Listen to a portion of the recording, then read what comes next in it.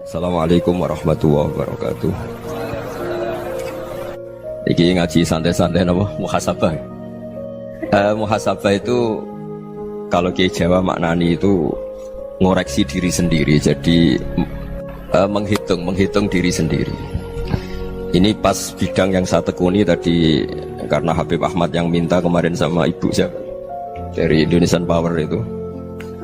Ibu Lia, saya turutin sekaligus saya sambil belajar terus tentang muhasabah. Dalam konteks Indonesia, muhasabah itu sudah jadi perilaku ya. Karena dulu orang tua saya, guru-guru saya kalau ngandani itu, bayangkan kalau kamu jadi dia. Jadi misalnya kita mentang-mentang atasan, otoriter sama bawahan. Bayangkan kalau kamu jadi yang bawahan itu kayak apa? Laukun tamakanah, kalau orang Arab bilang, bayangkan kalau kamu di posisi dia. Makanya guyonannya orang-orang Indonesia itu kan orang ngaramkan judi gitu, bareng dikasih tahu. Tapi yang menang anak jenengan, alhamdulillah. Ternyata ngaramkan itu karena ada anaknya. Kalau anaknya yang menang ya seneng. Meskipun itu guyonan, tapi saya punya padanan itu dalam kitab hikam. Nabi Ibrahim itu Khalilur Rahman, tentu bencinya minta ampun sama yang namanya maksiat. Suatu saat beliau diterbangkan di alam malakut. Itu kalau di hikam saya halaman 15 juga. Saya masih ingat betul. Mungkin kalau Anda beda halaman karena beda cetakan. Setelah diterbangkan di alam malakut, diperlihatkan sama Allah. Ada orang pezina, ada orang syaribul khomri, ada orang mabuk, ada orang macam-macam. Allah tanya sama Nabi Ibrahim, bagaimana pendapat kamu Ibrahim tentang mereka yang maksiat? Kata Nabi Ibrahim, ya Allah, habisi saja mereka. Mereka hidup di bumi engkau, makan rezeki engkau, kemudian mereka tidak taat sama engkau. Singkat cerita di fase itu, saya ulang lagi di fase itu, Allah nurutin sampai sekian peristiwa, mungkin 3 atau 4. Sudah, setelah sekian tahun Nabi Ibrahim lupa peristiwa itu, kemudian beliau diminta menyembelih anaknya. Ini versi kitab hikam. Memang versinya banyak tentang kenapa Nabi Ibrahim disuruh menyembelih anaknya. Ketika mau menyembelih anaknya, Nabi Ibrahim ragu. Huwa samratu fuadi, anak saya ini buah hati saya, kenapa engkau suruh menyembelih? Terus kata Allah, apa kamu tidak ingat ketika kamu saya angkat di alam malakut, kemudian kamu usul bunuh-bunuh, saya tidak mempertimbangkan usul Anda, tapi kenapa sekarang saya merintahkan kamu mikir? Gitu. Terus, ya karena ini anak saya ya Allah. Terus kata Allah, rumang samu wong sing kon mateni gak gawean kau sing gawe kowe enak wae usul mateni. Sebenarnya saya yang bikin, kemudian Anda enak aja usul membunuh. Semenjak itu Nabi Ibrahim itu di eranya itu asfaqun nas, orang paling sayang sama manusia.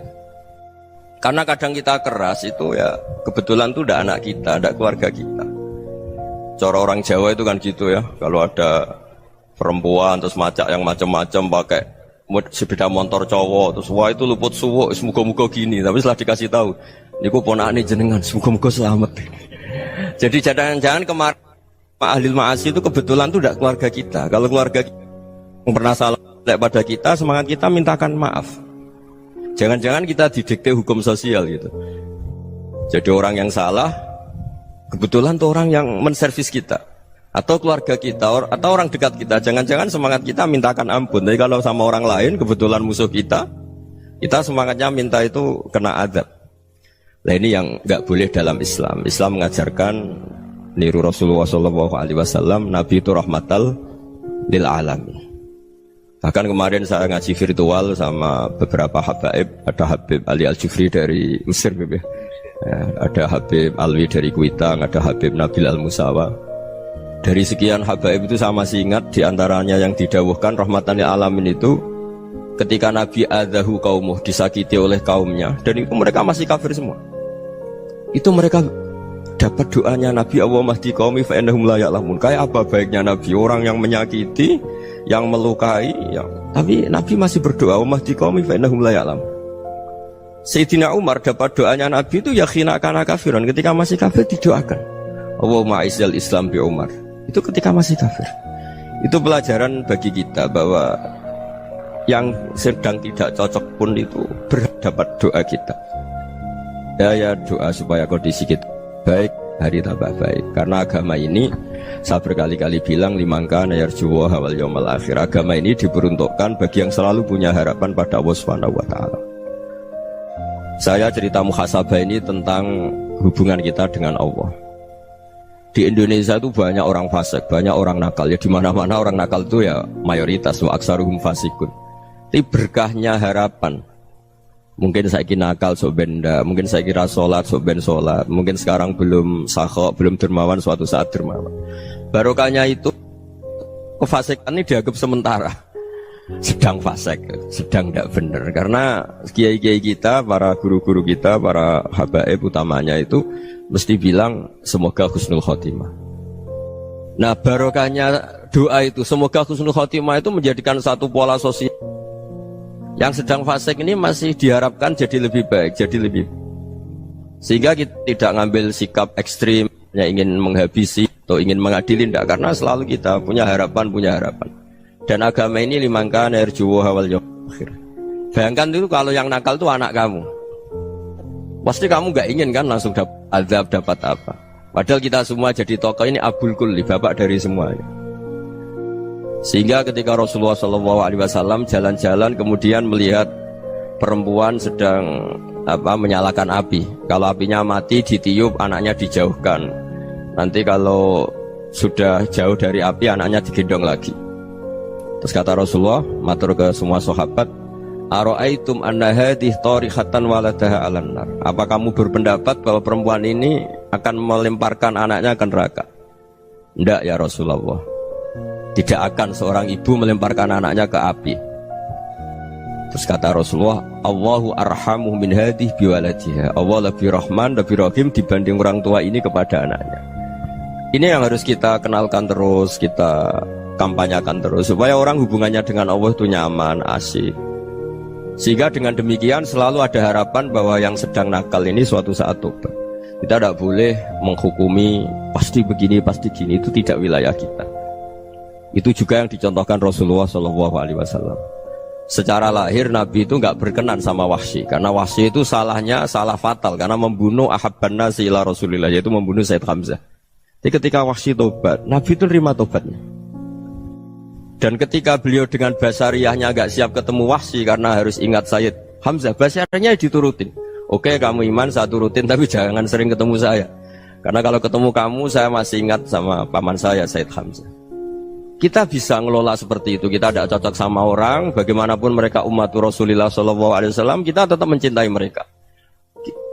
Misalnya kalau beda agama, mereka sama-sama orang Indonesia, kita mencintai mereka atas nama warga Indonesia. Tapi kalau misalnya potongannya ora cocok, beda kultur, bawaannya itu mangkelno cara Jawa, ya bisa diilmoni, jangan ketemu. Wong sudah tidak cocok, ingin ketemu nyari solusi, roh ini tok seneng itu kan ya repot itu. Ya sudah, kalau nggak pati cocok ya jangan sering ketemu. Dan itu kita bisa memanage seperti itu tuh bisa. Saya berkali-kali cerita tentang Imam Syafi'i. Kalau dikasih tahu ya Imam Abu Abdillah, panggilannya Imam Syafi'i, tetangga anda ini ternyata banyak yang nggak senang anda. Jawabnya beliau senang. Ya bagus kalau nggak senang saya, ndak utang saya katanya. Jadi gara-gara saman seneng aku ngatur aku ini kan. Dan mungkin saman rasa seneng kan ya enak. Jadi hidup itu dianggap happy. Kalau seneng ya teman silaturahim, kalau nggak seneng ya nggak bakal utang gitu. Baru kayak rasa seneng itu nggak ganggu. Gitu. Jadi dulu itu orang bisa ngelola seneng tidak seneng itu bisa, karena ada kearifan hubungan dengan Allah Subhanahu wa Ta'ala. Hidupnya selesai karena masyghul bi dzikrillah, mereka sibuk dengan Allah. Makanya kata ulama-ulama tasawuf, kamu jangan melihat manusia perilakunya, tapi kamu juga harus ingat yang gerakkan semua itu Allah Subhanahu wa Ta'ala. Dengan demikian kita farah, kita senang. Makanya Nabi kalau ngutus Anas bin Malik kemudian nggak kesampaian yang diinginkan karena Anas main. Ketika garwa-garwani Nabi agak tersinggung, Nabi andaikan Allah menghendaki yang saya inginkan kesampaian, pasti itu kesampaian. Jadi dianggap kegagalan Anas gak manggil yang dituju Nabi itu ya kersane Allah, ya enteng saja. Sayyidina Ali lebih parah lagi yang dialamin. Itu dalam beliau kalau dipanggil itu gak cepet-cepet ke sana. Ketika ditanya, kenapa kamu tak panggil gak cepet ke saya? Amin tu ukubatak, karena aku tahu engkau orang baik. Orang baik itu pemaaf. Jadi makanya orang-orang soleh dulu itu bodoni itu. Makanya sekarang kalau ada orang bodoni itu mesti dibidik orang soleh. Kalau orang-orang soleh itu kakean husnudzon akhirnya sering dibodonin. Abdullah bin Umar itu masyhur itu. Kalau ada budaknya sering sholat, sergap sholat itu dimerdekakan. Akhirnya nggak sholat pun pura-pura sholat. Akhirnya juga dimerdekakan. Ketika ditanya, kenapa engkau merdekakan? Padahal mereka sholatnya menipu engkau, kata pembisik-pembisik itu. Man khoda'ana lillah in khoda'na lah. Dia nipu atas nama Allah, berarti saat tertipu juga atas nama Allah. Gak masalah dong, semuanya demi Allah Subhanahu wa ta'ala. Jadi ketika kita ketemu mensifati Allah Ta'ala itu ghafir, Allah pemaaf. Jangan kamu gak fair untuk diri kamu nyifati Allah ghafir, pada orang lain Allah kamu sifati syadidul iqab. Jadi Allah kamu atur, kayak MC tadi ngatur saya. Jadi Allah itu apa? Kalau pada saya ghafir, kalau pada musuh saya syadidul iqab. Itu tidak fair. Kalau Anda punya harapan kepada Allah karena Allah Rahman Rahim, Allah ghafir, sebenarnya Allah pada musuh kita ya bisa saja Allah ghafir, bisa saja Allah Rahman Rahim. Sehingga kita melihat orang lain yang kita tidak cocok itu ya enteng saja.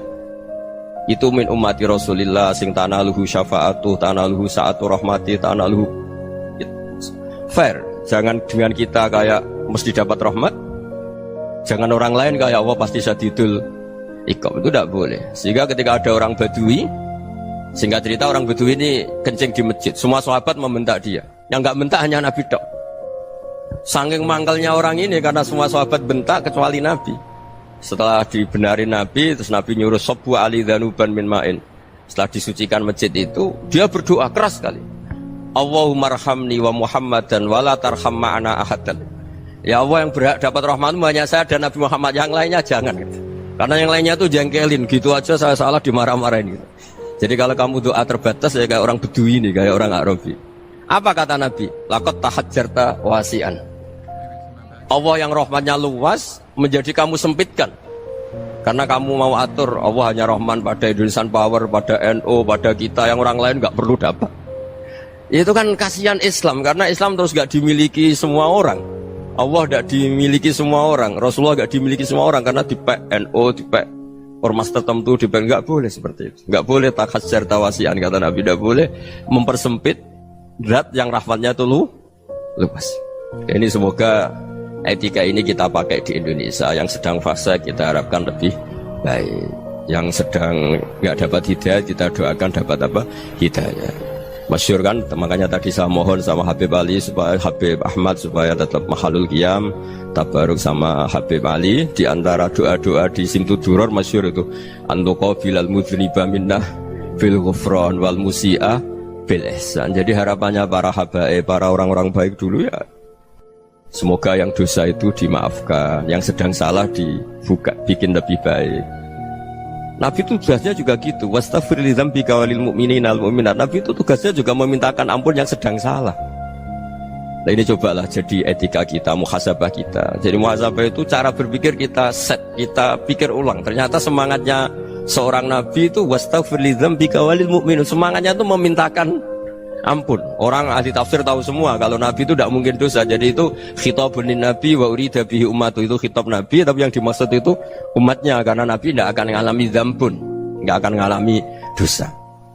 Sekarang enggak, kadang-kadang kita ini kalau orang lain salah itu semangat. Kalau di perusahaan ada teman salah, apalagi pimpinan salah itu seneng, barokahnya salah bisa ganti kan gitu.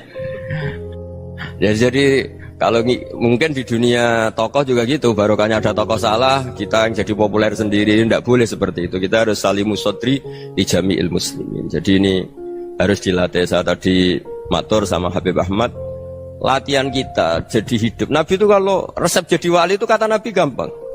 Kata Nabi, kalau kamu ingin disenangin Allah, ya sudah. Kalau kamu asbahta wa amseta gini-gini, perasaan kamu, kata Nabi, jangan punya perasaan ghil sama orang muslimin. Itu sudah wadzalika min sunnati. Makanya Nabi ngendikan la yablughni ahadun an ahadin syai'an. Ada yang baca la yuballighni ahadun an ahadin syai'an. Seseorang jangan melaporkan ke saya tentang salahnya yang lain. Fa inni akhruju ilaikum wa ana salimus sadri. Karena saya ingin ketemu sampean semua dalam keadaan salimus sadri, tidak punya perasaan.